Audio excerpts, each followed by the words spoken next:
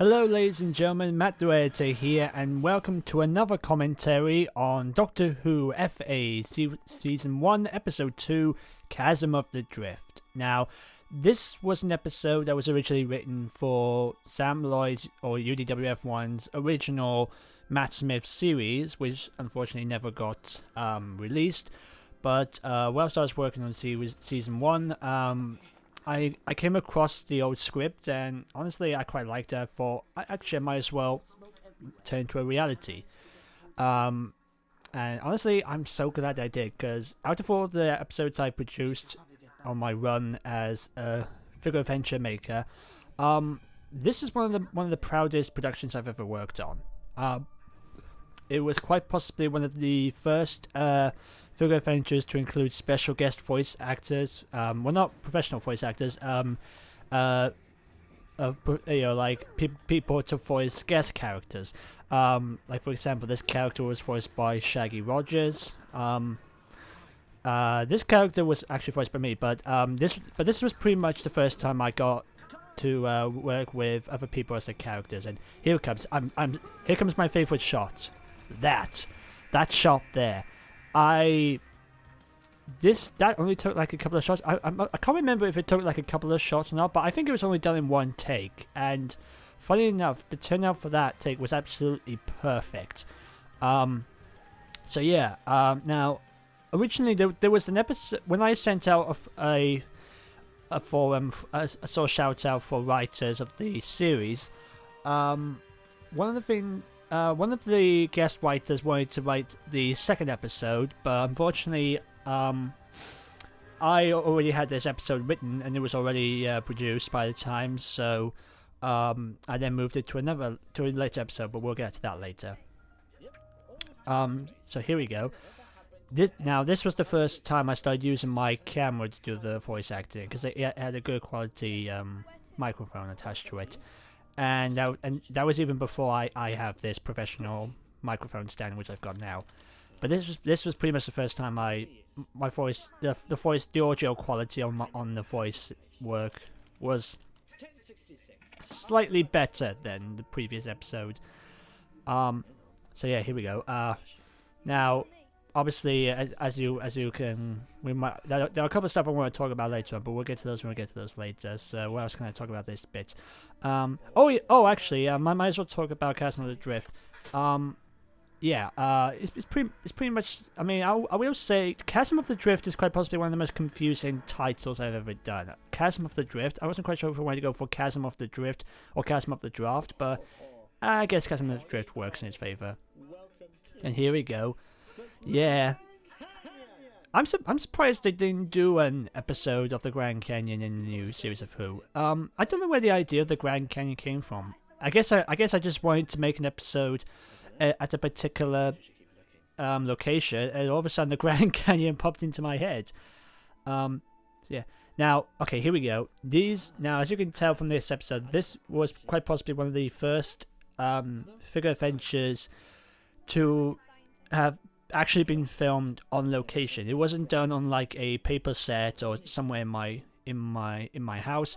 I actually went out to do some filming outside, and honestly I'm actually so glad it turned out so good. Now, scenes like this, like the cliffs and the caves in the later scenes, those were filmed down at the seven down. Is it 7 down or is it 7 down? I'm gonna have a look. I'll Google it down. 7 down. Basically, it's the same location as they filmed Bad Wolf Bay. I'm not joking. I actually went down to It is 7 down. It is 7 down. It's where they filmed Bad Wolf Bay. And I thought, I might as well go down and see if there's any good cliffs. And even though there was like a lot of people around at the time, I managed to find a safe spot to film scenes on, like a little on rocks, and even though some of the shots has obviously got like a bit of, you might notice in some of the frames, yeah, there you go, you might see there's a bit of like dust or fadedness in the center of the camera. That's because there was a bit of dust on the lens, and I didn't notice it at the time because it's really hard to see the camera when you're outside, and I didn't know there was a bit of lens in it. By the time I looked over the footage, it was already there. And these scenes, when they come across to the dry land location, that was filmed at the sand dunes down in Pencoed. So yeah, and down at Pencoed, it was a real bright sunny day. It was a real bright sunny day, and my dad was happy enough to come down to drop me off. And whilst I did the filming of my camera, my dad sneakily just took out his phone and took a photo of me doing the stop motion, doing some filming. Oh, look at that bad effect. You can obviously see it's an out of place digital of his hand, but I'm not here to nitpick. I'm here to discuss. Now, I should say at this point, if you were to listen to this with your earphones, you will notice that there's some, like with this character Blythe speaking, you might notice that the voice work in speakers is not entirely perfect. That is mostly because I can't remember. Oh yeah, I remember now. By the time I was doing the voice recording, I was also doing some video recordings for client projects and college work. And one of the things I only noticed later on is that I've plugged in the earphones, the microphone at the wrong slot, so therefore there's only like one specific speaker you can hear the voice work, and it clearly shows here. So yeah, there's like a lot of scenes where you would need your headphones or your earphones to hear what Blythe is actually saying. But that's one of the things I think I would definitely need to go back and improve on. It's definitely the voice work on Blythe. Now here we go. This was obviously it was a nice bit of scene we do. I don't know why. I just quite like you've got a figure standing inside, and all you have to do is just push it down. It works perfectly. And this was also around the time I started getting like photos that I took of filming, and used Photoshop to do like a couple of green screen edits, add a bit of images to the cameras, like this for example. That was actually done on Photoshop. There wasn't a model which I had to put in. I actually found like a model of set from Star Wars, and I actually put it into this location. Now another thing I would definitely I would have improved on is this scene, because they could clearly see what's going on. But basically the idea I wanted to go for this was, you'll find out later on it's not really a storm. It's more like sort of creatures creating a sandstorm, and the idea is that it's meant to be, it's obviously meant to be a sort of giant storm which you really can't see what's going on. And I didn't have the special effects at the time, but honestly I think it worked pretty well. And here we go. This yeah. Here we go. Oh, goodbye, Connie. Bye. She's not dead. But I think I should say at this point, this was pretty much around the time I started using. I didn't always use a lot of Doctor Who soundtrack. There were like a couple of soundtracks from video games that I included. I wanted to use, because I didn't want to use the same old music you always hear on Doctor Who. I like the David Tennant theme tune, or the Matt Smith tune, or and so on and so on. I actually wanted to use like other pieces of music, and honestly these pieces of music came from the Harry Potter and the Chamber of Secrets video game soundtrack, and they're very good soundtracks. And upon listening to them, I actually thought those musics will actually work very well in this episode's favor, and that music pretty much has been going on for as long, on and on and on. Now here we go. We're going to talk about here they are. They're talking about the eggs, obviously blue tack eggs, but honestly, for a turnout of sort of like, because the idea in my head, I pictured them as sort of like, sort of darkish greenish, sort of fabricy sort of eggs, which is what I kind of wanted the eggs at the end to do. Now here we go. The design of the the Sidrolos. I mean, originally they were called Sidrowilliforms, and it's a very complicated way of saying it, and the spelling is absolutely weird. And by the time I was like sending out the scripts out for voice actors, I knew they were gonna have I was gonna get like a couple of actors really struggling to say the name of the creature, so I had to like change it from Sidrowilliforms to Sidrolos, which I think is an easier way of saying it. And the design of the Sidrolos, as the Doctor says, pretty much a combination of a wasp, fly, and a bit of metal. I originally did a drawing of it back when I was working with Sam Lloyd, whilst he was still doing UDWF1. This is a nice little lighting effect. This is a nice little lighting effect here. Here we go. Now, I shone like I had an old spotlight which I usually used for like a lot of my filming, and all I did was I just sort of shone it around across the stage. And during post-production, I changed the lighting from like the bright blue or white, and I made it all green, and it still holds up. It's still a good light.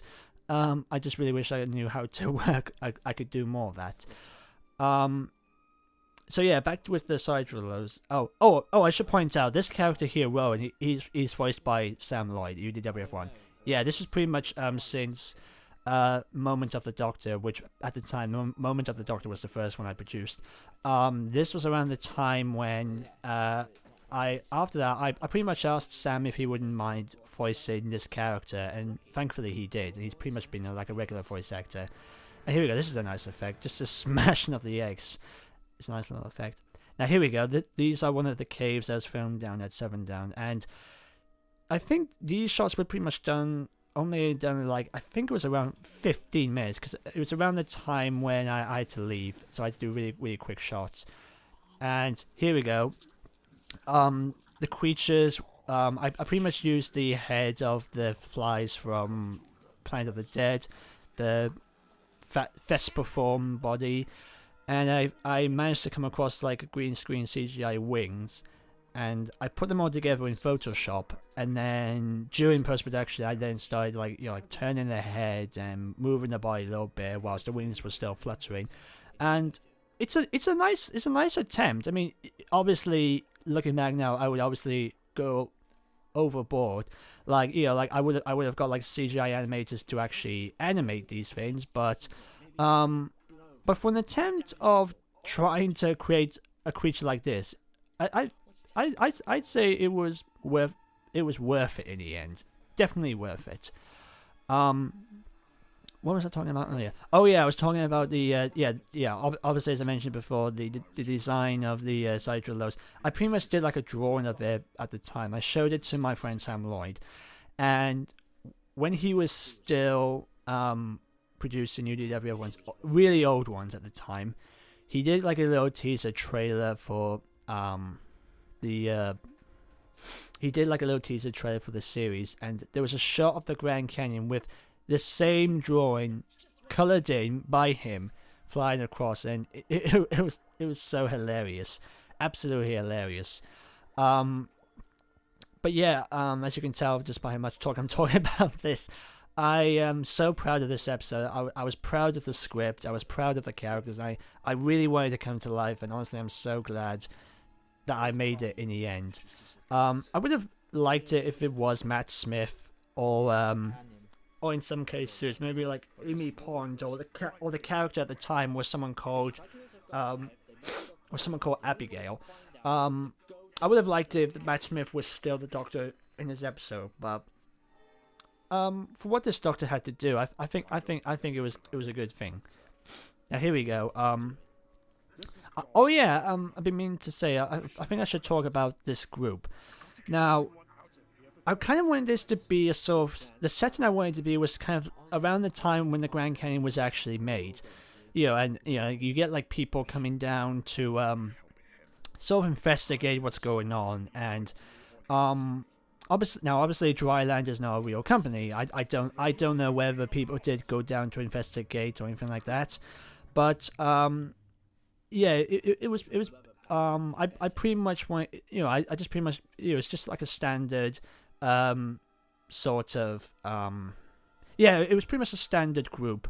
And that was back when I didn't do a lot of research at the time. But now when I'm doing like historical stories, I do some research and see if they fit into the story.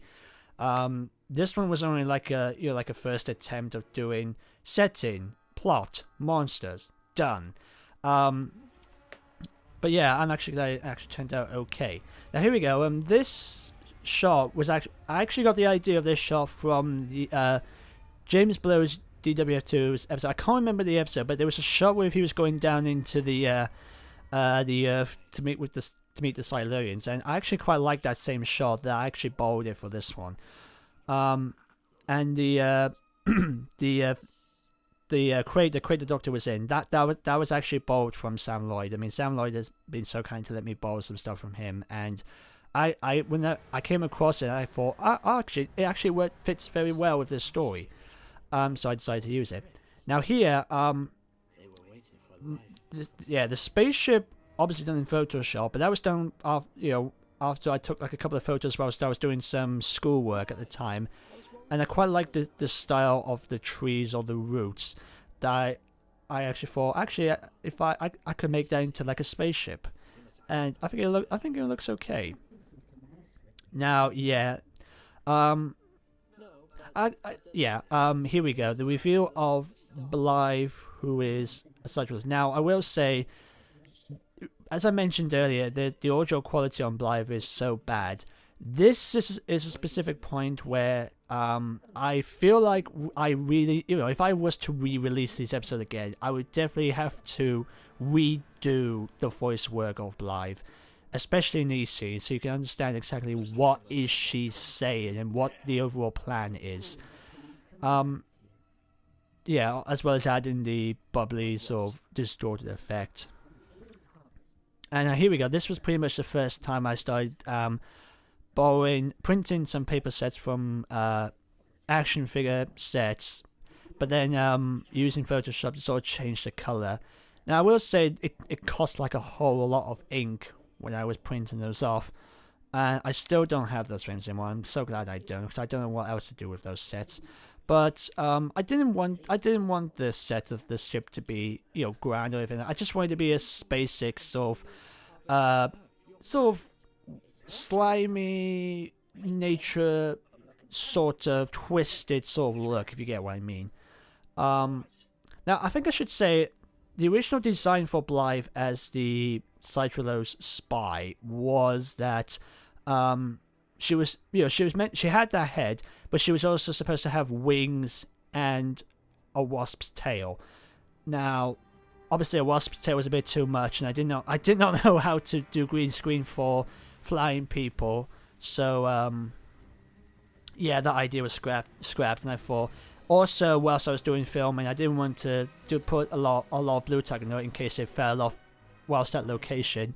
So I just went with the simple fly wasp head over her face. I think it works okay. Now this was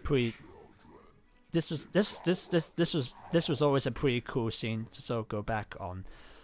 When it comes to like watching it. Yeah, here we go. The animation on the fly sort of flying around. I will say I'm actually quite pleased with how, in terms of like the head animation, the turning and the turn of the head and the hovering of the body up in the ear is always a good shot. I think I should talk about this right now as we're getting to the scene. You might notice when Connie is hovering over the pit, you can see like these giant earthworms, or as the Doctor calls them, tremors.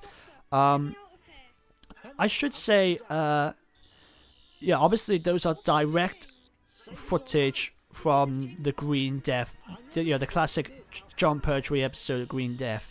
That was pretty much like a last-minute addition. I saw for actually, I think it'll be a nice little throwback to the classic series, just including those giant worms from the classic series, and I'm so glad it did, even though it took like a long time to really try and sort out, sort of cutting around the shot and then putting it amongst the background of the photo.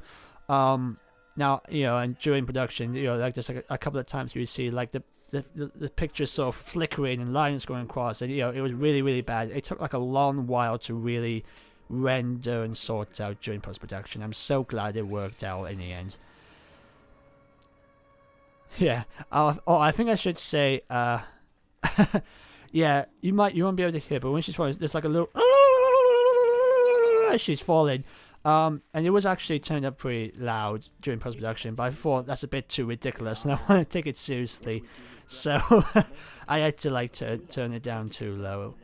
Now here we go. This is now I should say, I mentioned earlier there were scenes that was filmed down at the sand dunes in Pencoid. Was it Pencoid? No, it wasn't. It was in Ogmore. And Southern Down were the cliffs. The scenes with the Sidrelow's nest, those were filmed down at Ogmore by Sea, which is close to the sand dunes at the time. Pretty much, and what I pretty much did, I pretty much just went down, like, walked down Ogmore by Sea to see if I can find a good spot for the nests, and it was sort of drizzling rain at the time, so I had to make sure I didn't spend there too long. Also, I think it was yeah, I was really running.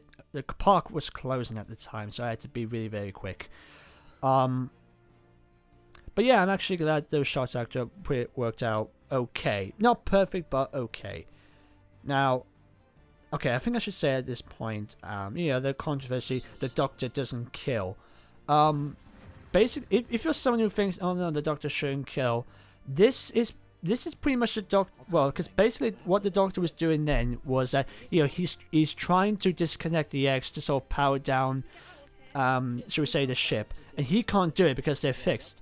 And the reason he takes a gun and decides to destroy the eggs is only his last minute choice. It's his last choice. There's no other way. So he has to destroy the eggs. As he says, "I'm sorry." And here we go. This is a cool shot. Just the crate going up, the dust flying down, the Sidrellows coming across. And here we go. This was obviously we're back at the sand dunes, and here we go. The first explosion. But yeah, I'm actually it turned out pretty well. And yeah, here we go. Pretty much, this was pretty much like, like a first time. I love these scenes in Doctor Who or any other shows in general where, before the main characters continue on their adventure, they always say, like, they always have these like goodbye, thank you for everything scenes, and this was pretty much the first time. And yeah, it's almost like the idea like the Doctor inspired these two to open a theme park. Again, I've not done my research, but it's a nice little hint that maybe the director inspired them to make the Grand Canyon a theme park, which it does now at the end. And here we go, a nice little Easter egg in the end. Or maybe they're gone. Or no, maybe one is still alive, and you might hear closely there's a bit of buzzing. There we go. So maybe, it just leaves it open for that maybe the Sidrellows might come back. Maybe not, I don't know. But, so yeah, as you can tell, that was, this was a very, very, very creative and very, I would say one of the most proudest productions I've ever worked on. Now, obviously, the next episode I'm the very most proud of. But as an episode where I had to work on it through script, through production, through post-production, through voice acting and all that, this is one of my proudest productions. Yeah, I mean, some of the audio voice work obviously needs major improvement. There's a couple of some tiny bit of problems as you watch it more and more, but honestly, I'm so glad that I managed to get this episode out. It was quite possibly one of my proudest productions to work in actual location rather than film in the in my house. So yeah, Chasm of the Drift. What did you guys think of it? I liked it. It's one of my favorite episodes. So there you go, guys. That was my commentary, and I'll see you guys next time for episode 3, Phantom of the TARDIS, the first collaborative episode with UDWF1. I'll see you then.